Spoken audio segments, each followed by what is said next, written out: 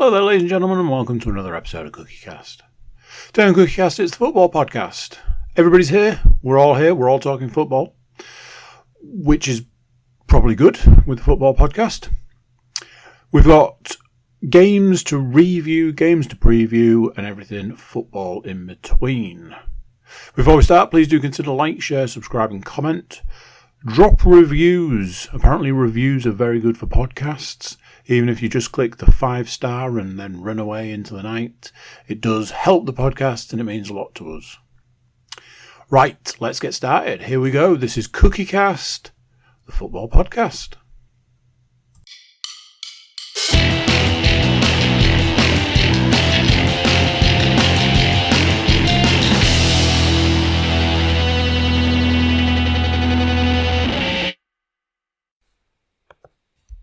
Recording in progress. Yes. That infamous sound, ladies and gentlemen, it can only mean one thing, or one of three, possibly four things, as it pertains to this particular channel. So welcome along, ladies and gentlemen. It's your latest instalment of football-based nonsense from the CookieCast podcast network. Of course, I don't do this alone. I do it with the help of three stellar gentlemen, one of which is the leader of the CookieCast podcast network, Mr. Andrew Cook. How are you today, sir? Oh, absolutely fantastic. Thank you very much. Lovely stuff, lovely stuff. Making a triumphant return after a week away. It's Nottingham Forest fan, Matthew Moore. How are you, sir? And I think it's the polar opposite of a triumphant return. It's a... Well, don't give away the farm just yet. A disappointing drag back. I'm delighted, thank you. It's a misplaced Cruyff turn. Yeah, terrible. And rounding out the troop, it is our resident Hull correspondent, and I've obviously had to downgrade him from the east of Yorkshire, the East Riding correspondent, as he failed to give us anything about North Ferriby last week. It is Mr. Stuart Woodmansey. How are you, sir? I mean, still recovering from the disappointment of being demoted, clearly. I mean, listen, mate, I'm nothing if not fair. And if at some point you can drop some fantastic, I don't know, Ghoul FC, or something like that, you might. I'm never going to start covering Ferriby when their thing is up the villagers, which just sounds like a terrible phrase. And on that bombshell, ladies and gentlemen, we'll start this week's podcast. So, we left it off last week with week 28, with just league fixtures for each of our teams. And we start in the Premier League, as we always do, with West Ham United versus Nottingham Forest. And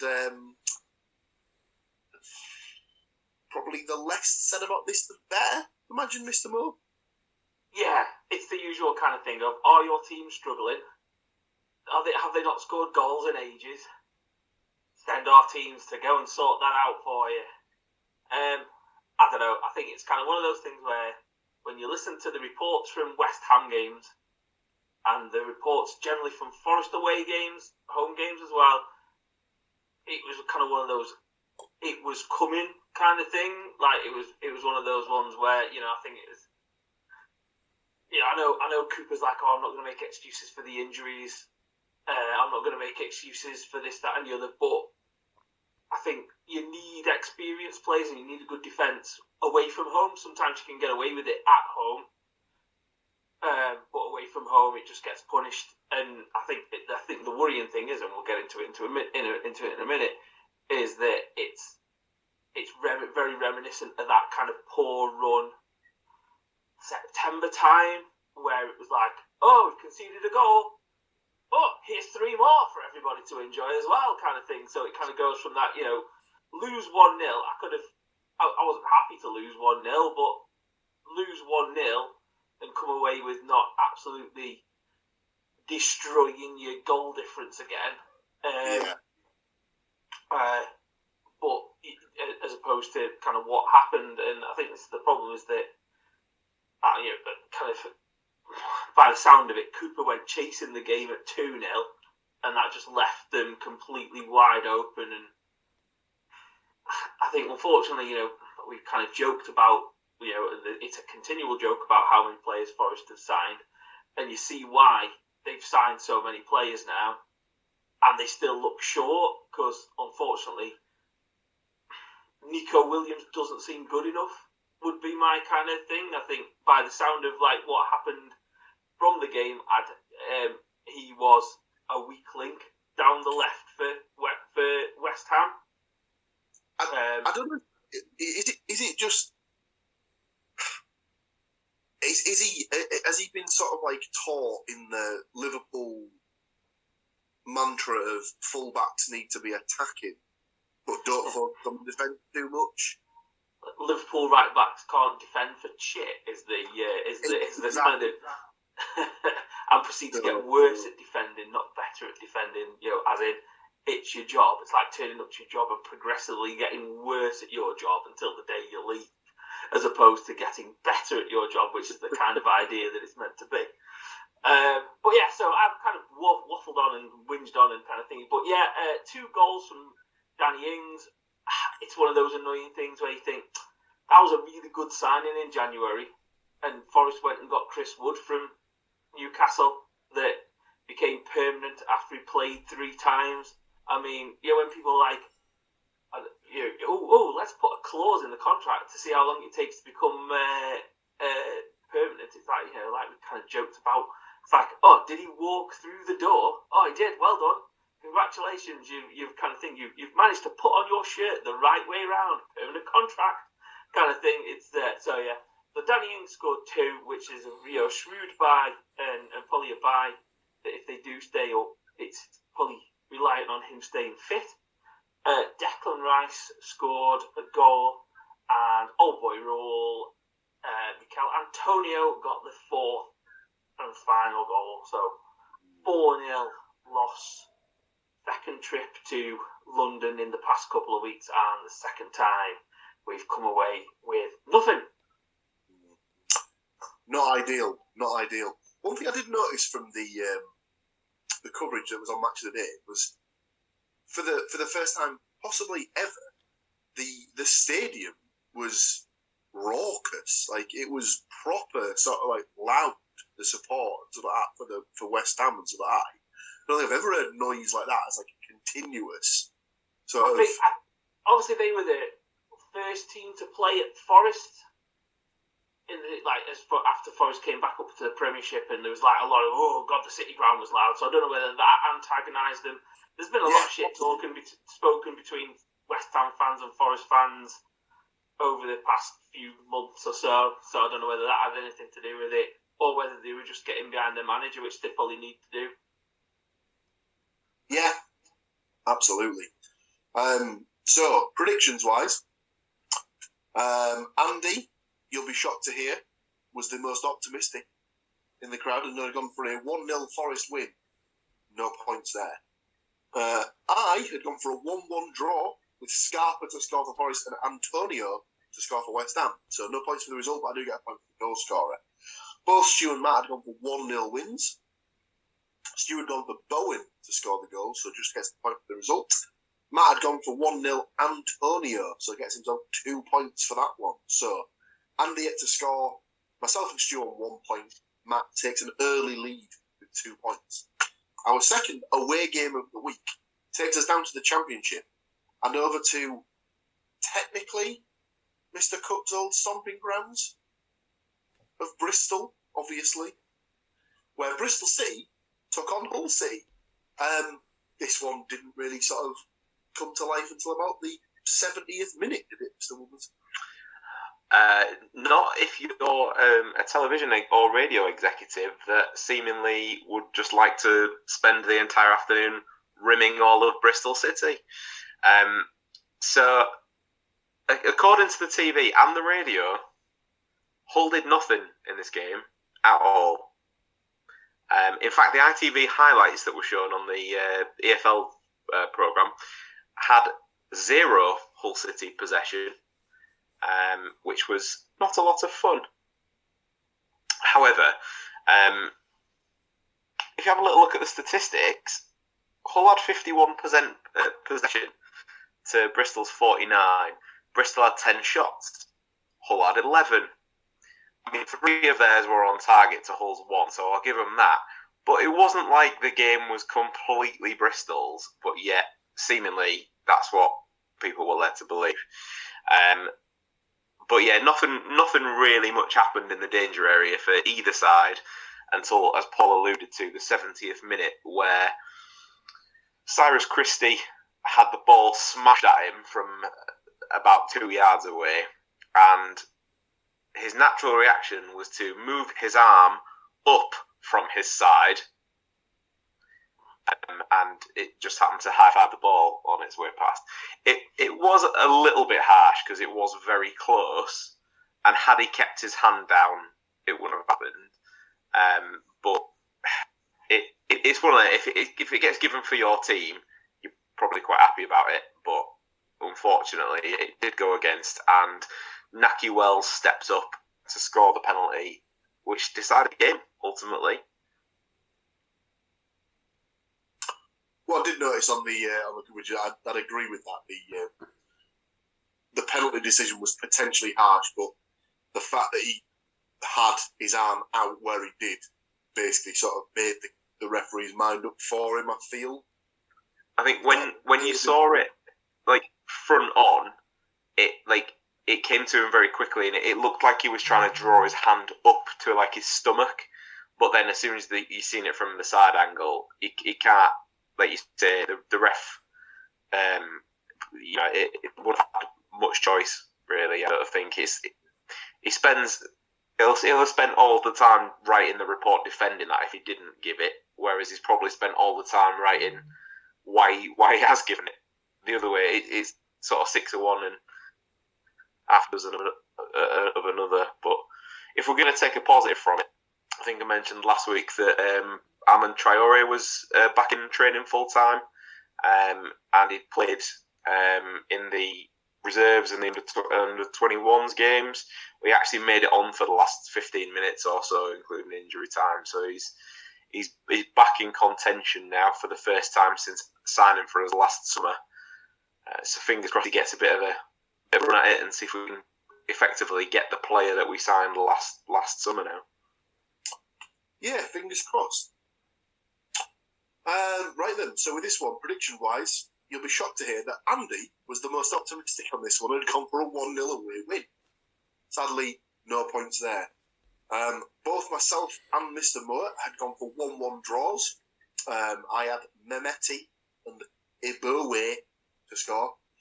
Matt had Estepinian to score for Hull and Wells to score for Bristol City, so bagged himself a point there.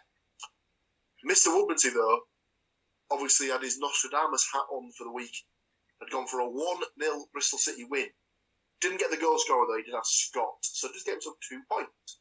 So, after 2 games, Andy yet to get off the mark. Myself on 1 point, Stuart and Matt tied on 3 points. Our final stop of the week takes us to the Black Country, where West Bromwich Albion took on Middlesbrough. Didn't start very well. Middlesbrough found themselves 1-0 down after about 8 minutes. Daryl DK scoring the goal. It didn't get much better after that, as on 10 minutes, Daryl DK decided to score a second goal. Very, very poor goalkeeping from Zach Steffen, it has to be said. A low drive sort of hit at him from the outside of the box. He was only able to parry it to the side, and DK was the first to it to smash it home. And the game kind of petered out from there. But we had a chance later on in the second half when Isaiah Jones came on as a second half sub. Had a chance at the back stick, but the keeper pulled off a very, very, very good save to stop the ball from going in. So the game finished 2-0 to West Brom, sadly, in Ensborough's run of 6 games unbeaten. Sad times indeed. What that does from a predictions perspective, you'll be shocked to hear Mr. Cook was the most optimistic here and gone for a 2-0 away win. Sadly, like a little ray of sunshine. No points there. Oh, don't you worry, gents. Just wait till you see this week's predictions. Black cloud, a black cloud hanging over the top of the podcast. We can only presume that he's taking umbrage with each of the three teams, and he's taking his pound of flesh. No, I reckon he's doubling down. He's expecting the bounce back win, so he's going to double all of the predictions. There we go. Stu got there. You should see the number of goals I've predicted this week. It is off the charts. Stay tuned, ladies and gentlemen, as it's about to get paid. So, the rest of us, and all gone for varying degrees of draws. This one, myself and Stuart both come for a 1-1. Thomas Asante and Fours goal scorers for me. Swift and Archer goal scorers for Stu. Sadly, 0 points. Mr. Moore had gone for a Desmond, a 2-2, with Thomas Asante and Wallace to score for West Brom. Akpom and Fours to score for the Borough. That's 0 points across the board. So, the week finishes with Andy sadly on it without a point to his name. Me with just the 1 from the 3 games. Stuart and Matt tied 3 points from the 3 games. Well done, fellas. A nice tasty draw there for you. So, week 29 is upon us. Same again, just the 3 games, and it's one of those situations where we're each playing on different days this week. Hull City open the week on the Friday Night Football live on Sky Television, taking on the sloppiest of seconds in West Bromwich Albion. Obviously, it's Mr. Woodmansey's team. He will go last. I will jump straight in here. I have gone for a 1-2 West Bromwich Albion win. It's gone for Tete to score for Hull, DK and Swift to score for West Brom. Go on then, Mr. Cook. Let's not keep these people waiting too long. What have you got for this first game of the week? Stu absolutely hit it straight on the head. It's going to be a bounce back week for me. So it's a Hull 2, West Brom 0. Wow. Estepinian and, like yourself, I've got the Tetes out. He's got his Tete out. Tetes for all the big boys. Mr. Moore, what have you got for this one? So apparently me and you are the dark clouds of the podcast. So because I've also gone for a 1-2 West Brom win. I haven't got a clue who's going to score for Hull at the moment because it doesn't seem to be kind of anything that anybody wants to do. So I've gone Slater. I just picked a name out of the hat who played last week. And then I've gone DK, which I definitely wouldn't have said it like that before you kind of gave the pronunciation before. Thank you. And Jed Wallace.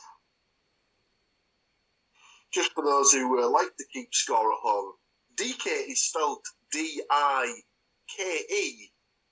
And us English people don't pronounce that word DK.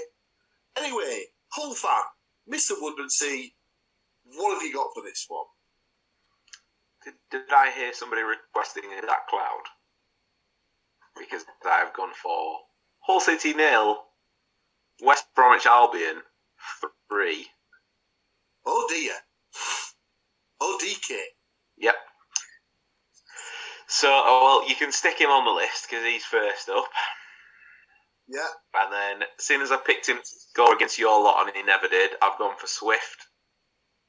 Yeah. And rounding out the scoring is Dean Garner. Dean Garner. The name. It's what Matt's absolutely nailed it because we are struggling to score anything at the moment. And West Brom seem to be hitting their stride just at the right time of the season, which is unfortunate for us. And the fact that I think if you look back over all of the Friday nights that we've ever been on Sky, to go a little bit NFL with statistics, it's not going to be great reading. So, I'm just throwing all that omens together and trying to count that predicting a heavy defeat, which means that then we might actually win. So that's where we're at. All I can say is fingers crossed, but we generally know how these ones tend to pan out. We move to the Saturday slate, and that sees my team Middlesbrough taking on my university town of Reading. Obviously, it's my team, so I will go last. So let's dive in with Matt's pick for this one. I've taken the previous prediction, I've switched it round. So I've got the Borough winning 2-1 against Reading. I like it. Goal scorers, please. Akpom and McGree. Good old Riley. And your Reading goal scorer? I mean, you could probably predict which one I've gone with. This one, just to wind everybody up. Andy Carroll. Interesting. Wearing number 2, because he is one. I did notice that at the weekend. I was like, Andy Carroll wearing number 2, that's bound to wind up Mr. Williams, so I'm going to go with that. we might hear some more about Mr. Carroll later in the podcast. But for now, Stu, what have you got for this one? Well, I envision after last week, Mr. Carrick may be slightly more angry in training this week and revert to his old favourite scoreline of the last few weeks of 3-1. So I've gone for a Borough 3-1 win. Interesting. Goal scorer? Got Akpom for 2. And just for shits and giggles, I've gone for Force, because, that's always funny. And then for Reading, I've got Hobbit. You might have to give us that again. For no other reason that it sounds like. So I've got Hoylett. Hoylett. Because it sounds for no other reason that it sounds like a toilet, exactly. Of course. How foolish of us to think anything otherwise. Mr. Cook. See, I'm liking where Stu's going with this, but we need to get rid of that Reading goal. We don't need that Reading goal. So 3-0 to the Borough, please. Lovely. It's a lovely... And all of my favourites are getting 1 apiece. So Fours, Archer, and Chuba. Of course, the next goal for Mr. Akpom in the league will be his 20th of the season. And as we keep harping on about, no Middlesbrough striker has done that since the 1989-1990 season, I believe. Or possibly even on that note, though, how many games does it go before that becomes a thing for him? Well, this is what I said last week. So I didn't pick him to score against West Brom because I thought, well, maybe playing his mind a little bit could potentially sort of, be a detriment to his game. So I think if he goes 2 or 3 games without scoring, it might be an issue. Fingers crossed it doesn't happen. Let's just hope not. So, as it's my team, this is where I give my prediction. I have gone for the same thing as Matt has. I've gone for a 2-1 Middlesbrough win. I've gone for Fours and Archer to score for the Borough, and Carroll to score for Reading. Didn't realise he was playing number 2. That is an absolute disgrace for a striker. Anyway, we finish out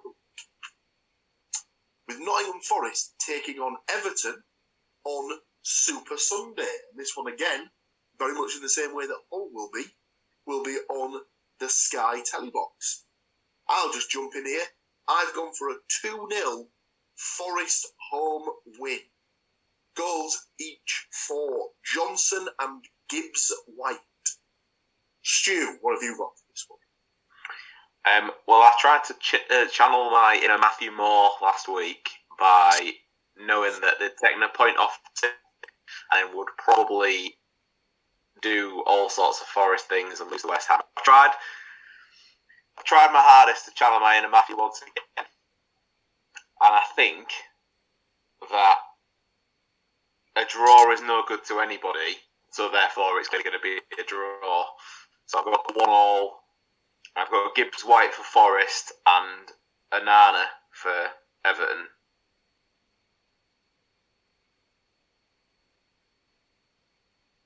I like this.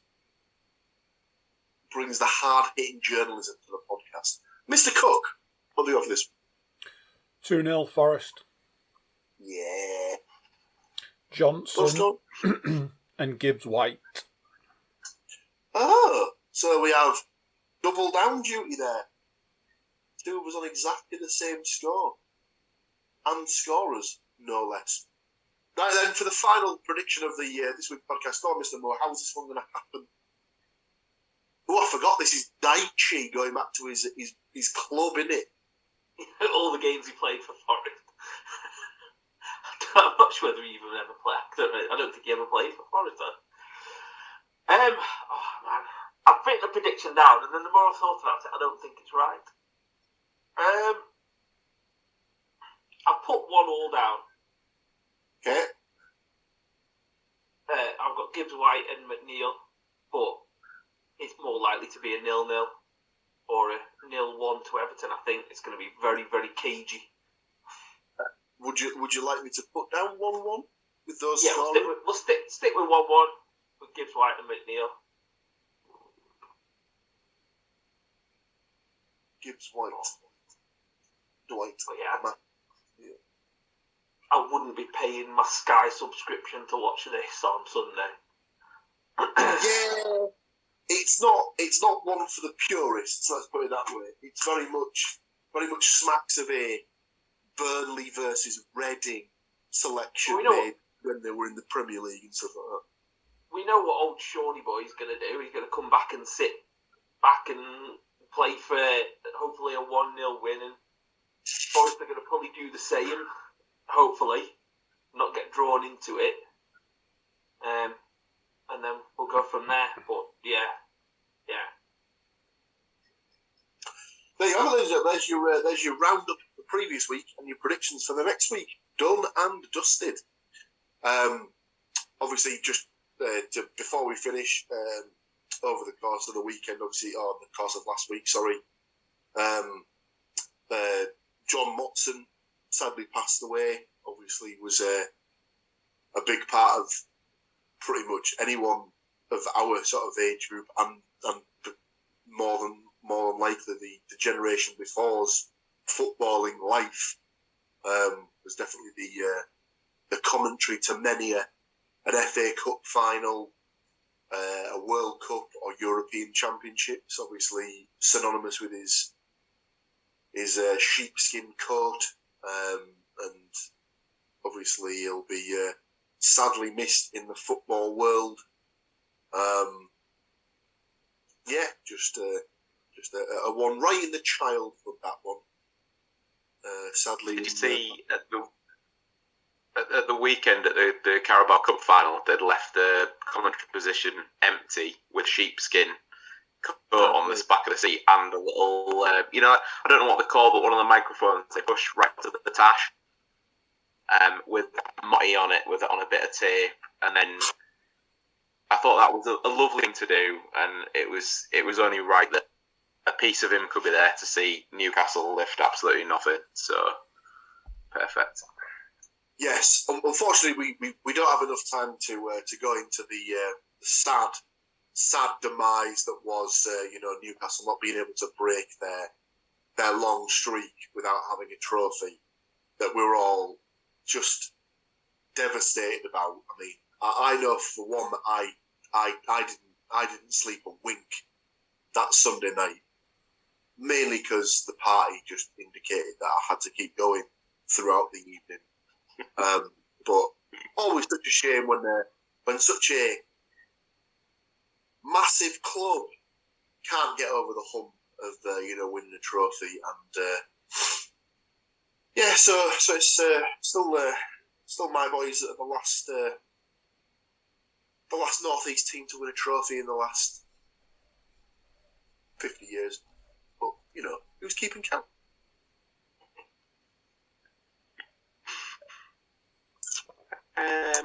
That guy right there. So, ladies and gentlemen, thank you very much for joining us once again. Tune in next week where we'll break it all down once again, and we'll give you some more predictions. Thank you to these three gentlemen for sticking in with me and giving you the lowdown on Nottingham Forest, Hull and the Borough. Join us again next week where we'll do it all over again. Until then, Peace out. So there you go, what do you think of that? Another one done, another week of games gone, another week of games to look forward to. Thank you for listening, thank you for watching, thank you for checking the podcast out. Before you go, if you haven't subscribed and you think you might want to, just click that subscribe button and then you'll find out when we've got new episodes available. You can also share the podcast around, that's a big help, and like the podcast. Drop reviews wherever you can drop reviews. If you've got a few minutes, just click the, obviously, 5-star review. It's a big help to the podcast. Any of that sort of stuff is a huge help and we really appreciate it. We also have a website, thecookiecast.com. There we've got some social media links and an email button. That way you can drop us a line and get a little bit of a conversation going. That's it for this one. Until next time, I'm going to say bye, and I'll see you then. Thank you for listening to these grumpy old men talk about football. If you've enjoyed this episode, please like, share and subscribe.